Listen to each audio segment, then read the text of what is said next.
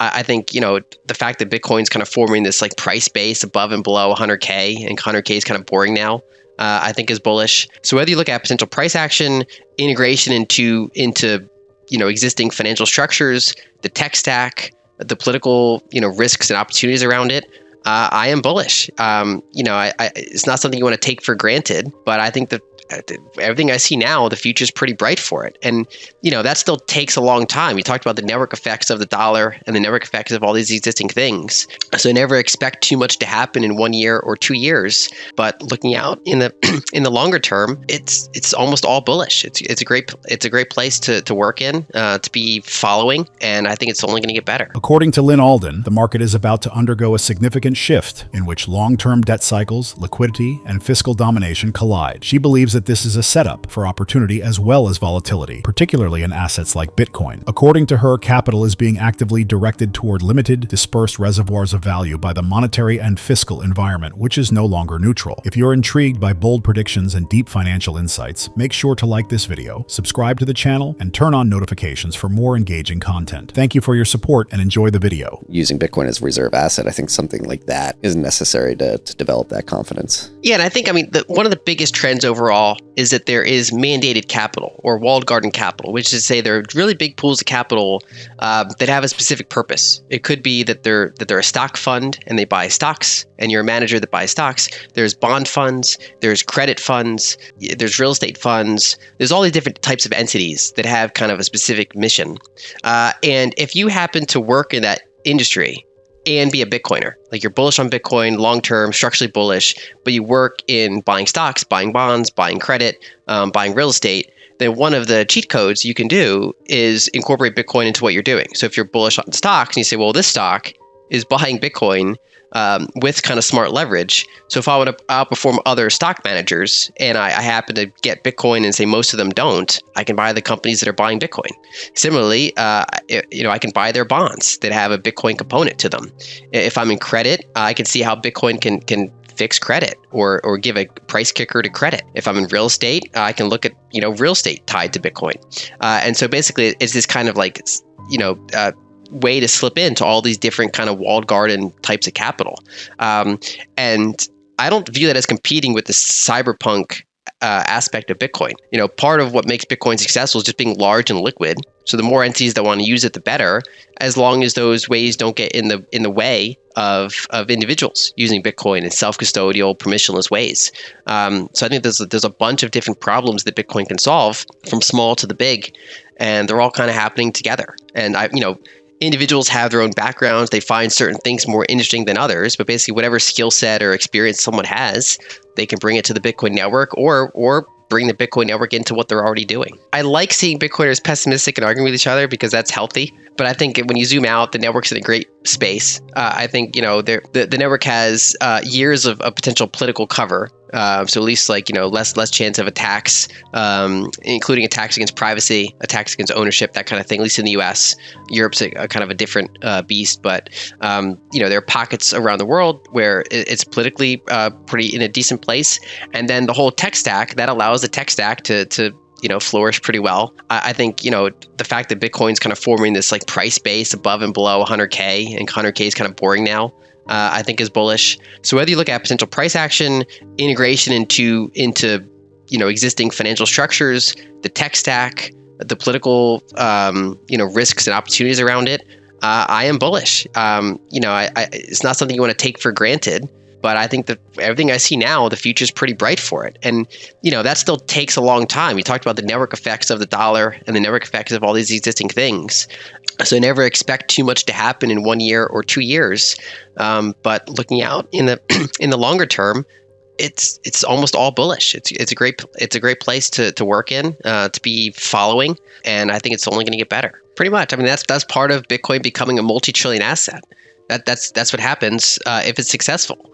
And then the cool thing about it is that it doesn't have to lose any of its traits that existed, when it was smaller. It's still permissionless. the tech is more useful than years ago. There's more ways and easier ways to interact with Bitcoin than ever before. I mean, hardware wallets and NFC cards and things like that are better. Lightning Network is easier to use, more liquid. eCash is great. There's all these different things that work together.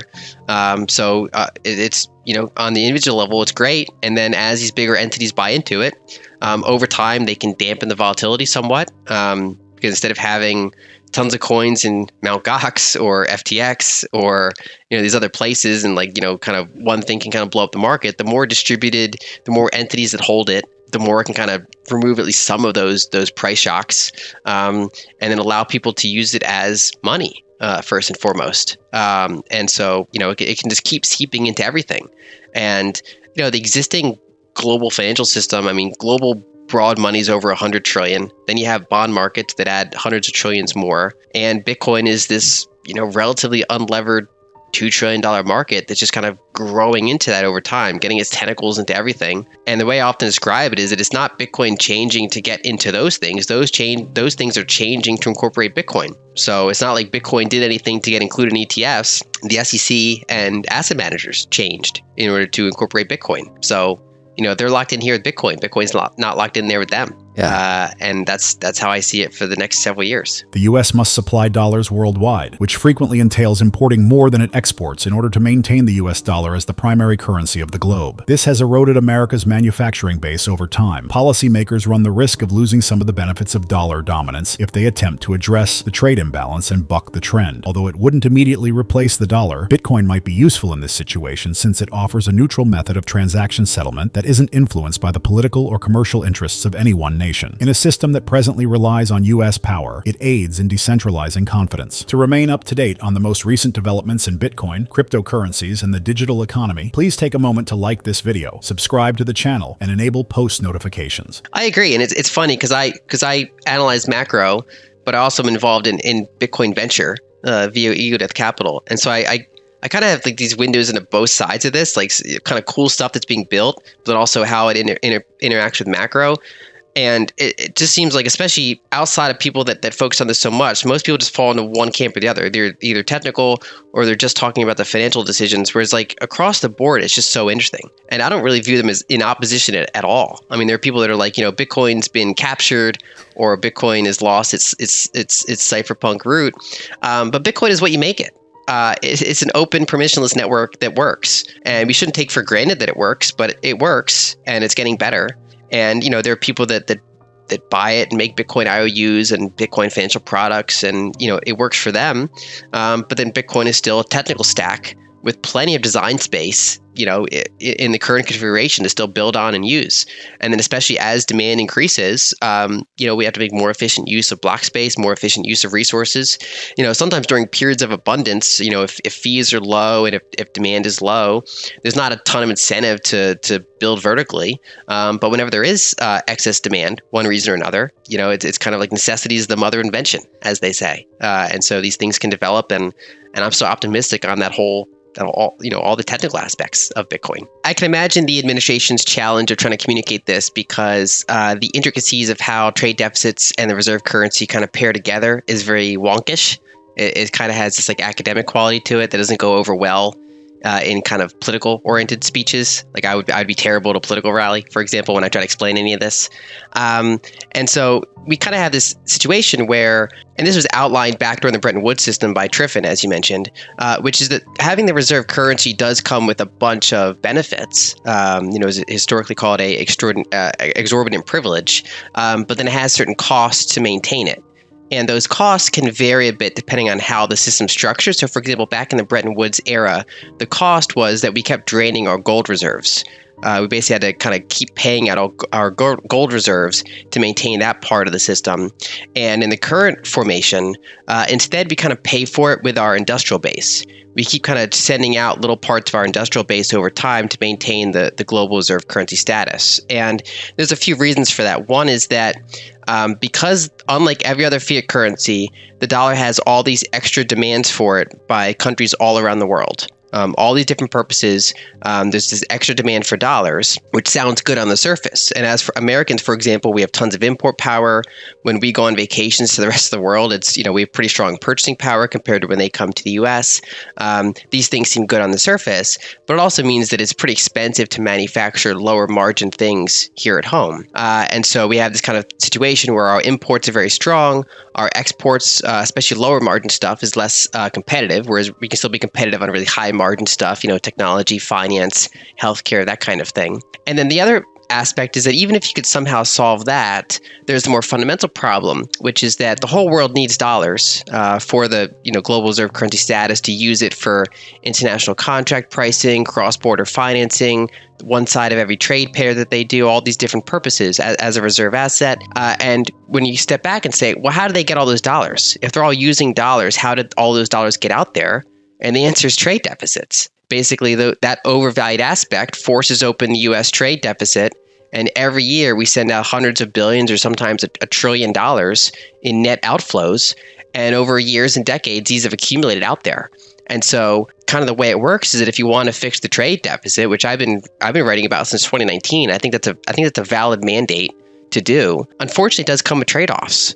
Some of the benefits that we enjoy at the cost of the trade deficit, if you do want to kind of fix that imbalance, it comes up, with basically giving away at least some of those benefits and prioritizing that industrial base a bit more. Lyn Alden's experience in the Bitcoin industry through Ego Death Capital and her profound knowledge of macroeconomics combined to create a distinct viewpoint. Her insight into the world of Bitcoin innovation and the larger financial landscape is unique. As a means of bridging the gap between macroeconomic trends and the developing digital financial infrastructure, Bitcoin's continued development is quite exciting, according to Lyn. Some members of the Bitcoin community believe that it is simply another financial product or that it is a purely technical venture. According to Lyn, the domains of technology and money are intricately linked. She contends that Bitcoin is still a strong, decentralized network that is developing over time, and that as demand for its use rises, its capacity to expand and change will become even more important. However, striking a balance between demand and efficiency is difficult, particularly when block space becomes limited during peak usage. Innovation and infrastructure upgrades will be required as Bitcoin expands to satisfy the demands of a more stringent global economy. Lyn also draws attention to the drawbacks of maintaining the dollar as the global reserve currency. The United States paid for these expenses during the Bretton Woods era by exhausting its gold reserves. In order to preserve dollar dominance, the cost is being borne by outsourcing its industrial base. She describes how the U.S. is forced to run trade deficits because to the demand for dollars around the world, resulting in yearly net outflows of hundreds of billions or even trillions of dollars. Please take a moment to like this video, subscribe to the channel, and enable post notifications for future Bitcoin, macroeconomic, and digital asset content. And as always, happy investing.